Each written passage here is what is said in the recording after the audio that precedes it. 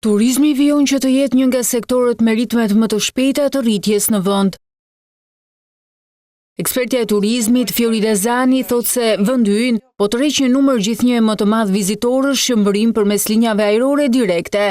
Turistët e huaj vazhdojnë ta vizitojnë Shqipërinë, kjo për shkak se janë kurioz edhe linjat direkte këto e bëjnë më të favorshme që të vinë turistët e huaj edhe për disa ditë, 2, 3, 4 ditë. Zani thotë se ka edhe një pjesë të udhëtarëve që përdorin aeroportin e Tiranës si pikë tranziti, duke kombinuar Shqipërinë me destinacione të tjera në rajon. Shumica që vinë në këtë periudhë janë të paorganizuar, kështu që janë individual, turistë individual, po edhe një pjesë e mirë e përdorin për tranzit aeroportin e Tiranës, duke qenë se ofron shumë linja. Në listën e tregjeve kryesore që po japin shtys rritjes së turizmit, renditen vendet e Europës, Lindja e Mesme, Shtetet e Bashkuara dhe Kanadaja. Interesi më i madh vijon që të jenë zonat që mbajnë statusin e mbrojtjes nga UNESCO, të cilat shihen si pikë referimi për historinë dhe trashëgiminë kulturore të vendit. Vendet kryesore janë vendet e mbrojtura nga UNESCO, kryeqyteti patjetër sepse ka disa që rrin për 1 ose 2 ditë,